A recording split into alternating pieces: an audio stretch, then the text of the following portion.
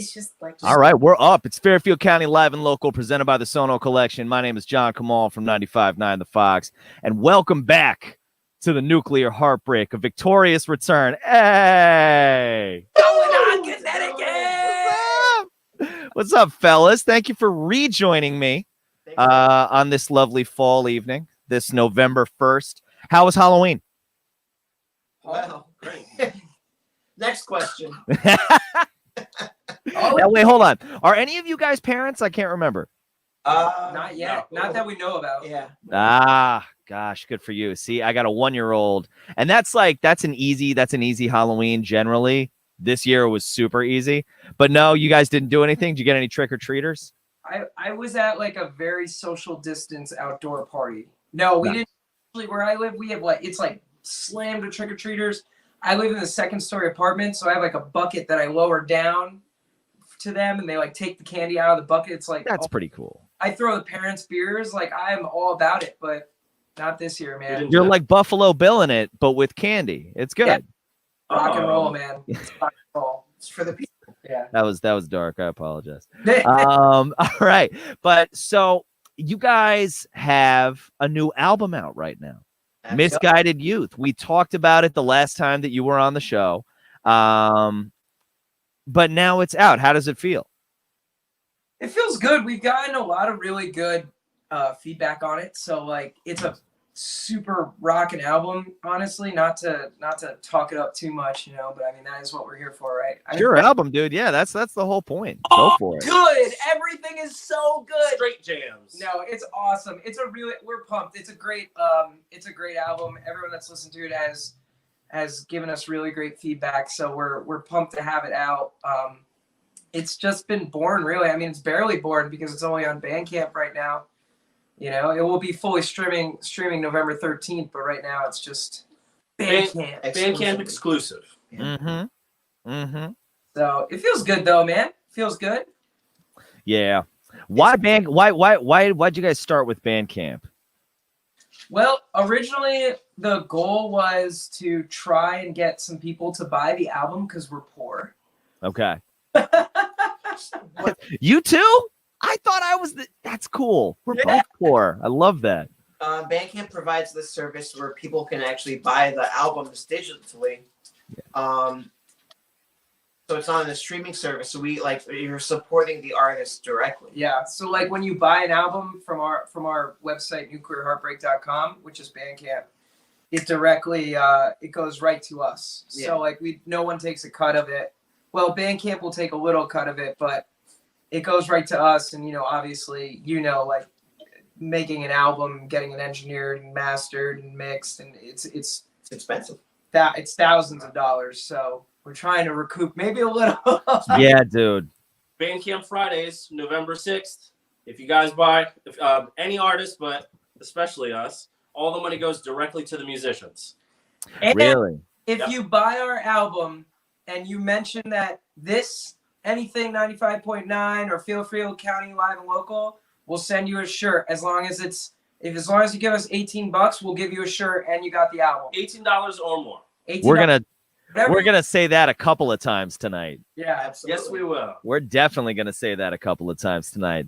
Well, that's cool, man. So, I mean, not to rehash old material and everything like that, but, I kind of want, just for people who are watching, for people who might be listening to this in the future, Fox listeners who may not have heard of you guys before, the three of you are an extremely talented, it's a rock trio from Stanford.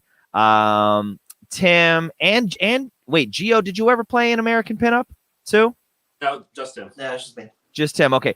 Tim, obviously you played in American Pinup, people who went on Warped Tour at any point in the 2000s might have seen. But just generally, you guys are just very experienced, talented musicians. And one album out on iTunes and Spotify right now called The Nuclear Heartbreak. Yep. And this is the second one. So tell me, let's go over just a little bit about the writing and the creation of this thing, because it was largely a bit of a Corona baby, right? Yes. Yeah. This album was the most amazing album ever to make, and then the worst terrible album ever to make. It was divided right down the middle. I'm not even gonna lie. It was Yeah. to make it a long story short, we recorded with literally one of the greatest engineers of all time that no one knows about, Andy Porta in Maine. He's like, it's like recording with Buddha himself. It is pure Zen and amazingness. He's In Maine too. He's amazing. Yeah. So we went up to Maine. We drove up to Maine in December. Yeah. Freezing cold. You'll see footage of it. It'll be in a music video. And we just stayed in Maine, and we cut the record, all the bass, all the drums, and the rhythm guitars in Maine for we did it in 2 days, pretty much. Wow. And we 10 songs, 2 days. 10 songs, 2 days, baby. Damn. We did it all live.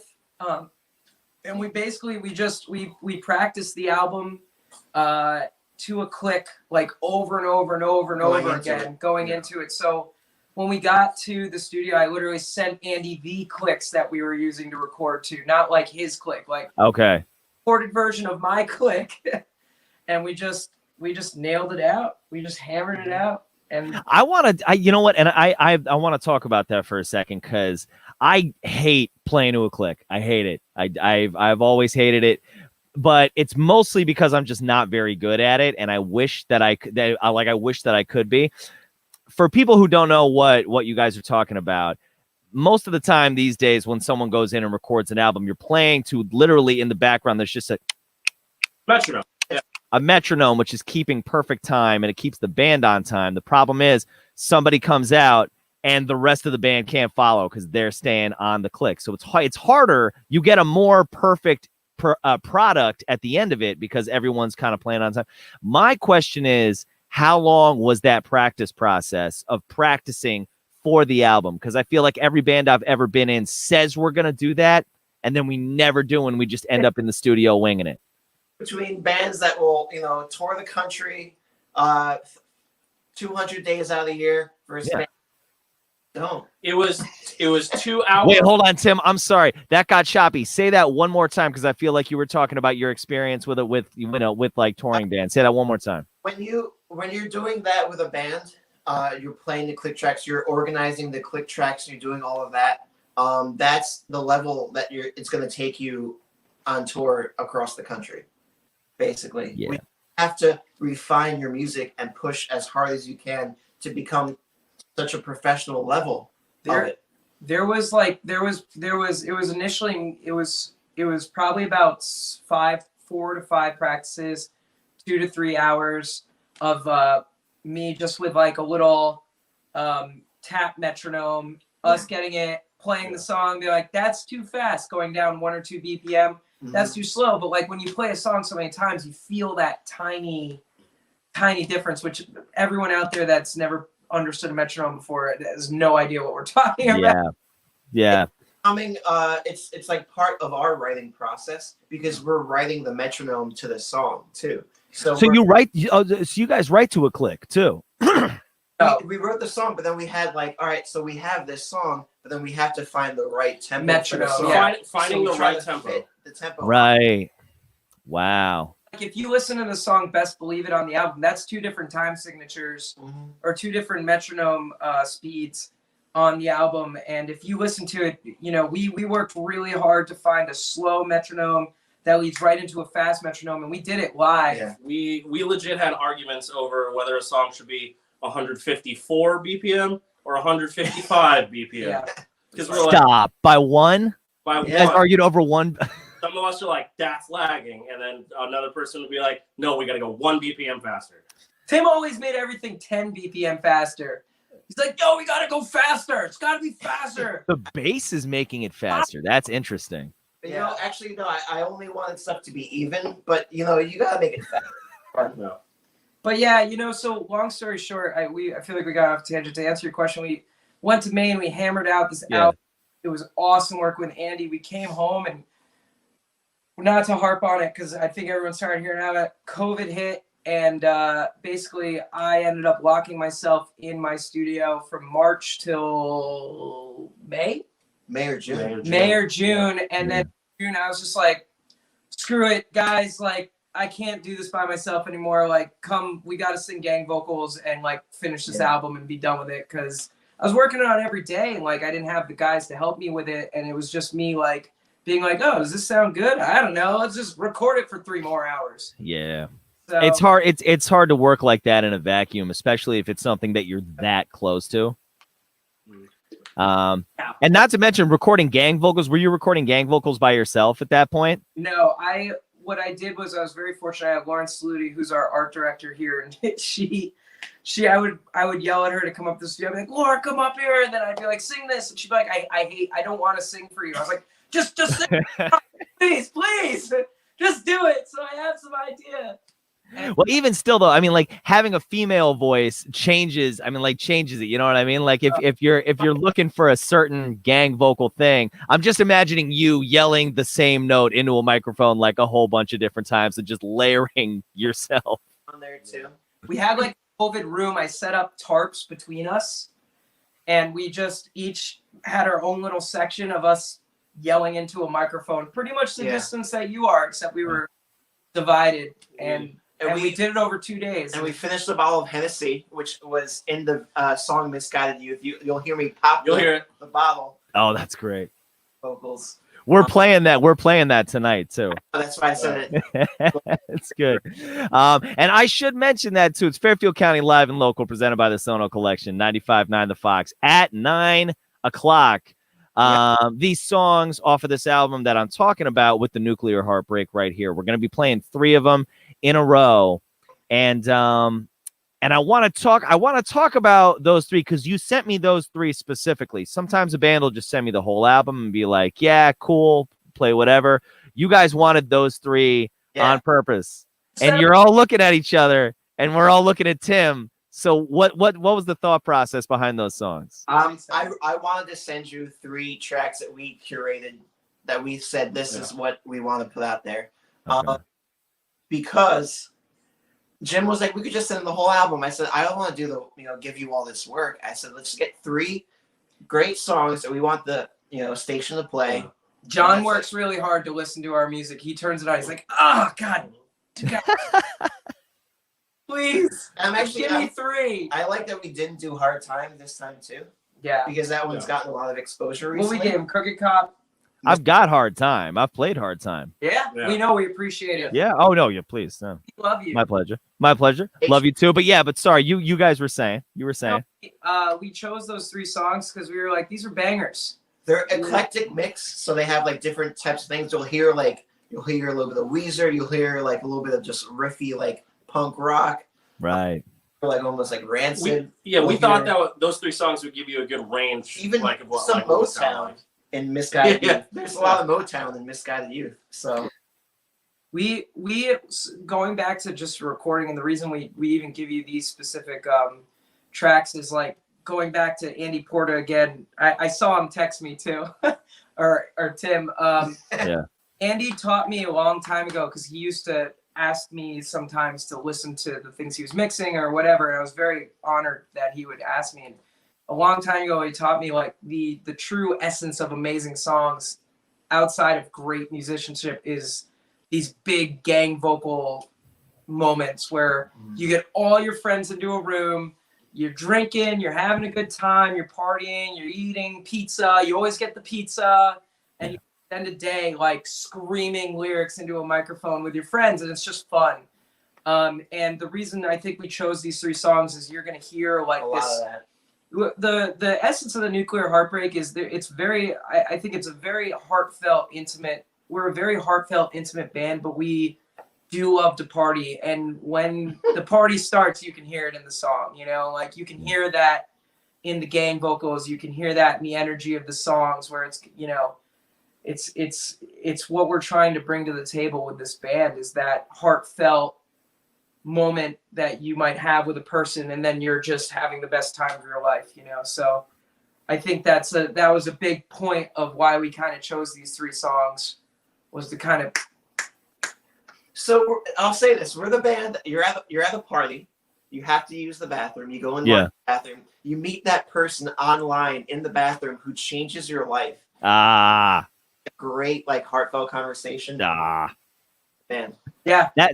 So it's energy. I mean, it's energy is what we're talking about. Cause that's something that gets lost all too often on its, especially on a studio record is, what it feels like. It's why people love AC/DC so much. You hear that band having fun. Like nothing they're playing is brain surgery, but it's all so much fun. I mean, Dirty Deeds Done Dirt Cheap. What a ridiculous tune. But tell me that everybody doesn't scream Done Dirt Cheap every single time they hear that song. That's it. I thought, for a long time they were saying Done Dirt Chief. So that's pretty embarrassing. I know. I had no idea what they were saying for the longest time, but but I still yelled it though. I still yelled it, whatever I thought it was. Yeah. And I love that. I love that about you guys because it is infectious. The first song you sent me was Alex, which starts as just stomp, clap, gang vocals the entire thing. Absolutely. And then you that was great. For people who are listening, that clang you just heard was James just casually tossing a beer to the side as if to say, "Another, bring me another." You line up off screen. How was it? By the way, spoiler alert, that wasn't a beer, that's a spiked seltzer. Street cred, John. Listen, man, I didn't make you drink it. What was I saying? I'm sorry. Alex is that type of song, and it's the first song that you guys ever sent me. And it starts off in halftime, and then you guys speed it up. Immediately. It's all that energy that you were talking about. Yeah. So anyway, to answer my own question, it sounds like what you're saying is the reason you guys sent me these 3 songs is it represents, the band's energy, or at least the energy of this album right now. Would that be correct?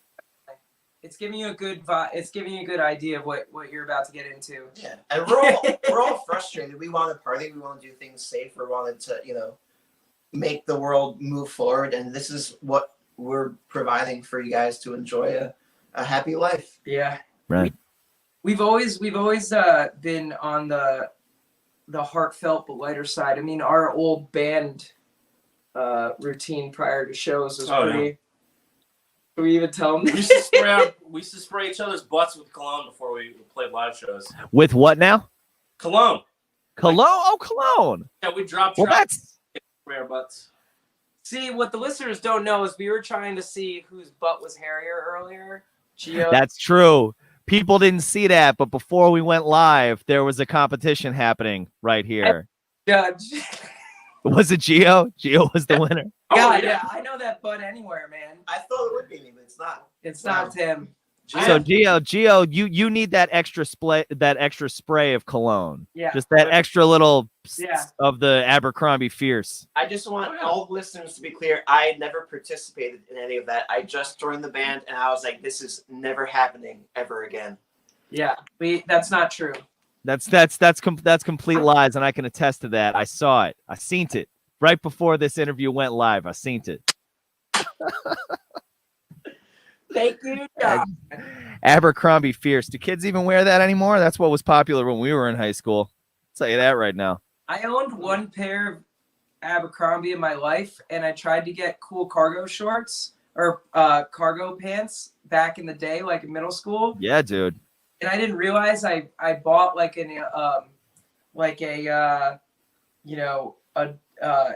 XXL pair of cargo shorts that went all the way down to my ankles. Because I didn't know that they were. Because that was like the style, though. Yeah, well, that was the look. It's like you basically bought yourself Jinkos, but from Abercrombie.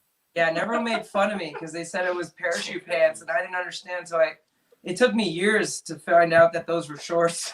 I had Jinko in school, absolutely. I had a Slipknot sweatshirt and Jinko jeans. Ooh, man.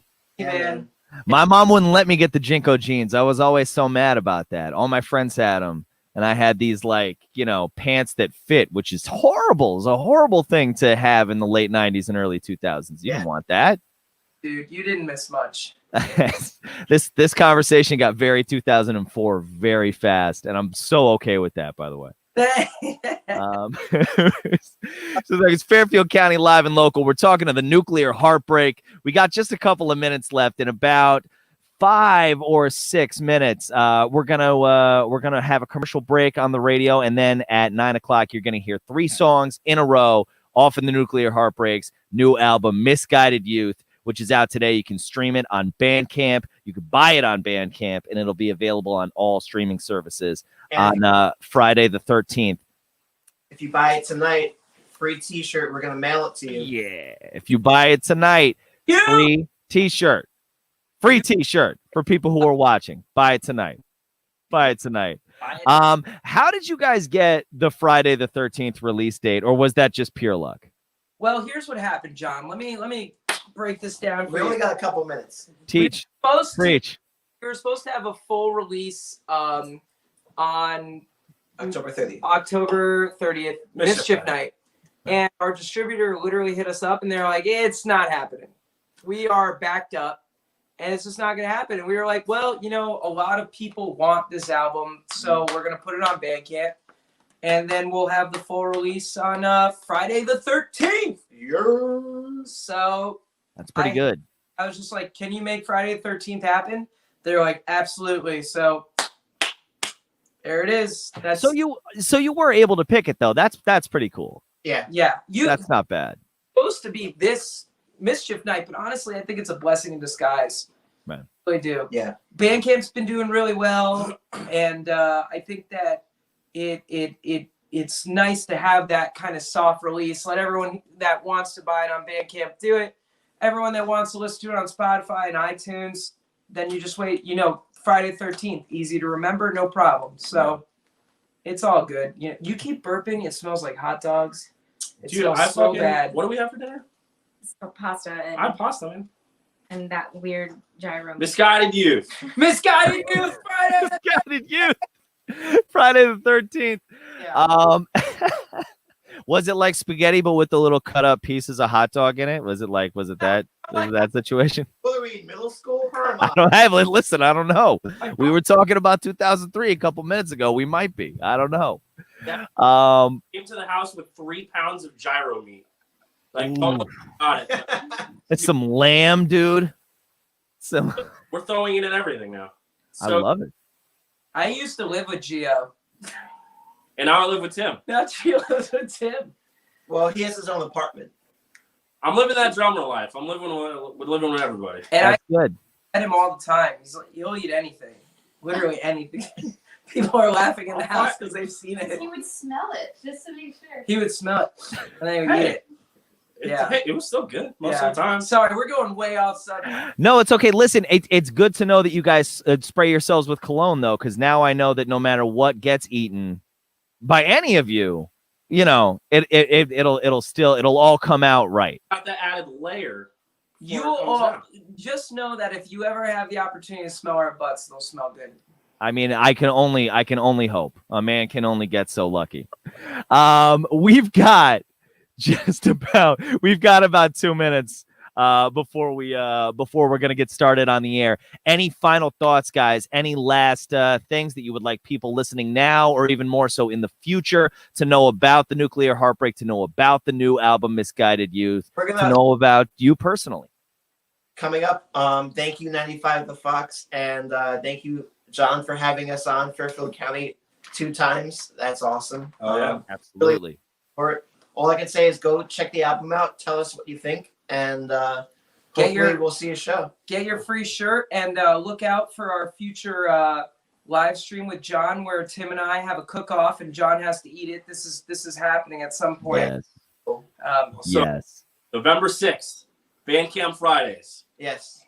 All the money goes directly to the musicians. Definitely try to buy our album and support all your favorite artists that are on Bandcamp. But if you want a total banger album, definitely get ours. Get ours. Ours is the most important. It's the best of all the albums. Support your local music, but definitely support us more. Yes. Yes. Yes. Gio's eating hot dogs. I'm eating meat that was just given to me. I don't even know what it is. Help me. Help me. Please help you. He's, We don't know what animal it came from. We don't. There's no. It could be a meatloaf situation where it's multiple animals. know what it is. It's We Mr. don't know. John. It's Mr. It's mystery meat. Funny. It's mystery meat.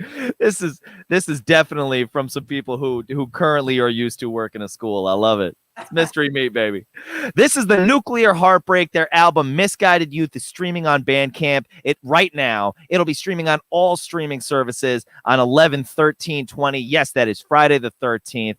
Guys, thank you for being on here. And for people who are watching, turn on your radios. Go to 95.9 FM if you live in Fairfield County. If you live outside Fairfield County, Connecticut, go to 959thefox.com. We've got 3 songs in a row off of Misguided Youth by the Nuclear Heartbreak. Coming up next. Fellas, stick around for a sec after I take us off live, but thank you again for being here tonight. Thank you, Thank John. you. You're the man. We love you. Love you too, guys.